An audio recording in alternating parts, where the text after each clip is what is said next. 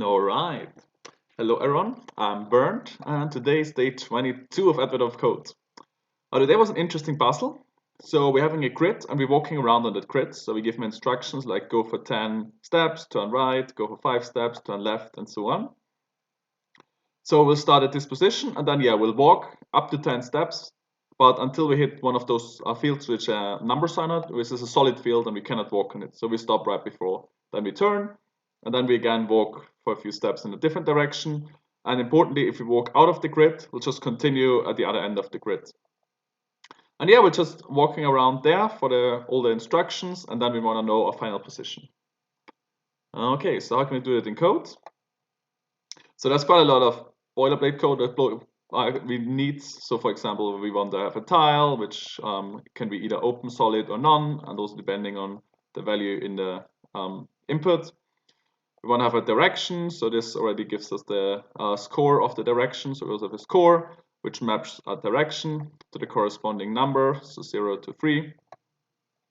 Then from a direction, we want to be able to turn, so we can turn either right or left. So for example, if we turn right, note that these are in order. So if we face right and turn right, we'll face down. If we face down and turn right, we'll face left, and so on. So we can get the new direction just looking at the score of the old direction, subtracting 1 for turning left and adding 1 for turning right.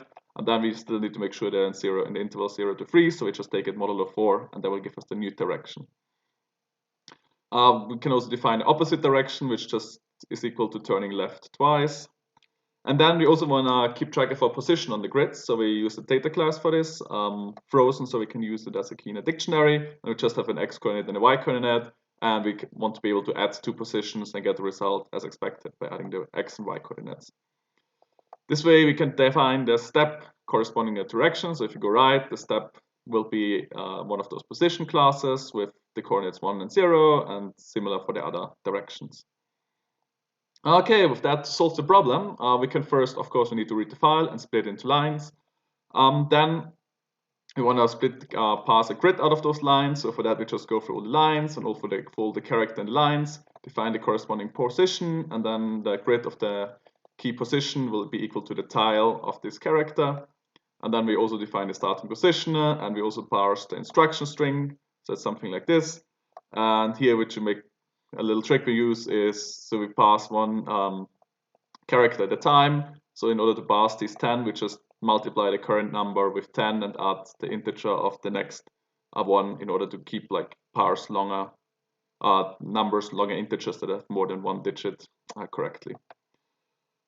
And with that, we can solve the problem. So one more thing we want to be able to do is a step from a position in a direction, and that is just we'll have this dictionary of steps, look it up the direction, and then we just add these two together. And that will allow us to do a step. And then in order to walk on a grid from a starting position according to instructions, what we do is obviously we need to initialize the direction. We are told that's right. The initial direction, the initial position will be the starting position. And then we go for the instruction. If the instruction is a string, we know that tells us to turn in a particular direction. So we just update the current direction by turning according to the instruction. If the instruction is an integer, we know that tells us to walk in the current direction. And the number of steps will be given by the instruction. So we walk straight on the grid from the current position and current direction.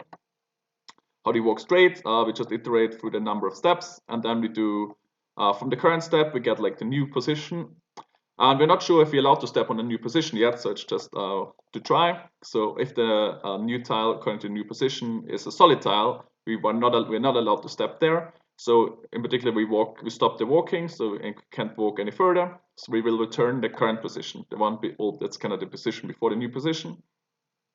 If the new tile is open, we can just update the current position. We can do the step. And then the special case is if the new tile is equal to this none, or if it's not in the grid at all as a key. Then we need to do this thing where we go from here, for example, to the other end of the grid and restart there.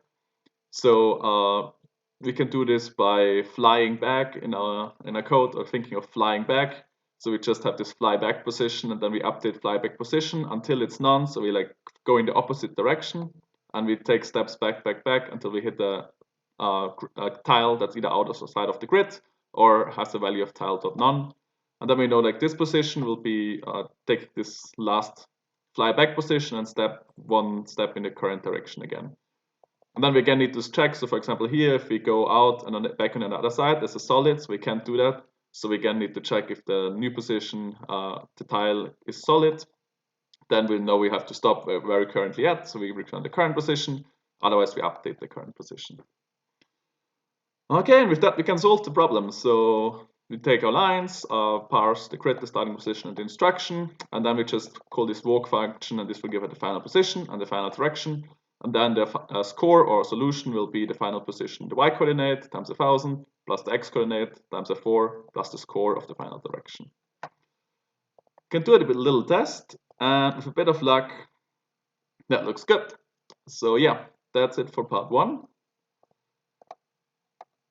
Part 2 is a bit different, so let's have a look. In this case, we are told this grid actually corresponds to a cube, and we need to fold up the cube, or the grid, in order to know how to walk it. And then if we walk over an edge, we end up on the other side, on the other end, like on the other edge. If we walk over this edge, we'll end up on this edge, and that will also change the direction that we're walking currently.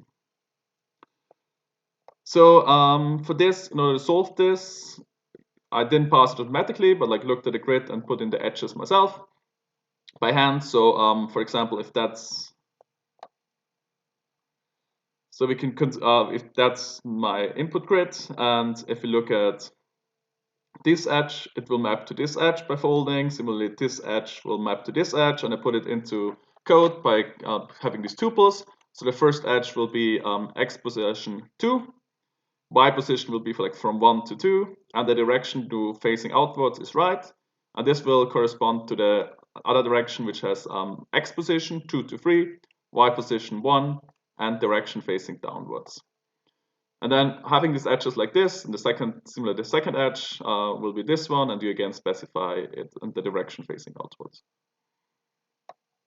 With this, we can do things like, if we need some helper function, like filling from a start to an end value, excluding the end. And then we can also evaluate the edge position. So if an edge given like this, with like the kind of these numbers here, we want to first multiply these two with the position of the grid, the size of the grid, which will be 50, or the side length of the cube, and then get the corresponding position. So one of them will always be an integer. In this case, it's just the same value all the time. The other one will be a range, in which case we just fill the range correspondingly.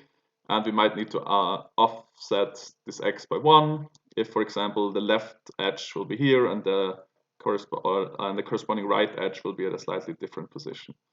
But yeah, if we do that correctly, and we can of course draw the edge, and then this gives us a way to also define this edge jumps. So for this edge jumps, we want to be able to go from one position to a different one. So if we are here at this position and we're facing right, the next position will be given by this other position and facing up. Similarly, if we're here at 1, the next position will be this position and facing up. Or if we face down at 1, we'll be again jump to this other position we labeled 1 in this and facing left. So how do we get these pairs of positions as well as the direction? We just have our edges. There we are pairs of edges. We just go for both of them. Then we gives us the directions, and we can also get all the positions corresponding to this edge. And then we just find an edge jump. We have a position and a direction. We just assign it a different position. So that will be dictionary mapping from position and a direction to a new position and a new direction to be opposite the outward going. And similarly for this other point, we also define the dictionary at this key as the P1 and the opposite direction of D1. So yeah, that's kind of 0 and right maps to then the next step will be this 0, this position and up. 1 and right will be this position and up, and so on. And yeah, with all this code, that kind of specifies a problem. We can get all the edge jumps by this functioner. And that allows us to walk on the grid. So it's similar as before. We just update our positions. And if the instruction is a string, we know we just turn again. And if the instruction is an integer, we walk straight, whereas straight can also go take us through the edge of a cube. So the walking straight just gets a grid and the current position and the current direction, and this time also the current direction might change. So iterate the number of steps, and we have a new position which we might not be able to step on, but we can try. So if the new position and the new tile is equal to a solid tile, we know we have to stop, so we return the current position, the current direction. If the new tile is open, we know we can go there, so we update. And finally, if the new tile is none, we know when that's corresponding to an edge, so we find the new position and the new direction from this edge jump dictionary. So for example, if we're here, we would jump over here, and if the direction would change from down to left. Then again, we need to change for this position. This might be a solid tile, so we need to check if that's the case. Then we stop on the previous position and this current position and return the current position in the current direction. Otherwise, we update both the current position and the current direction to these values. Yeah, with this, we can solve the problem on a real input at least. Again, the score will be this combination of the final position, the score, and that works on input, so that's good. And yeah, hope you enjoyed today's puzzle. Best of luck in the future, and see you around.